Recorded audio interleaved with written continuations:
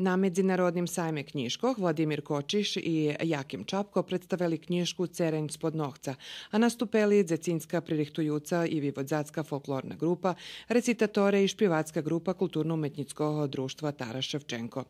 Na jutre s počatkom na 12 hodin na štandu Pokrajinskog sekretarijata za kulturu predstaviše Zavod za kulturu Vojvodjanskih Rusnacoh, a tiž i na pijatok 8. marca na 13 hodin i 30 minuti, vjedno zoz novinarsku asocijaciju Rusnacoh.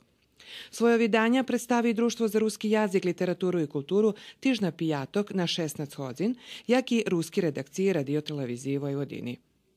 Novinsko vydavateljna ustanova Ruske slovo svoje vidanja predstavi na sobotu 9. marca na 13 hodin na štandu Pokrajinskog sekretarijata za kulturu, javne informovanje i odnošenja s virskimi zajednicami i Pokrajinskog sekretarijatu za obrazovanje u pravu i nacionalni menšini, nacionalni zajednici.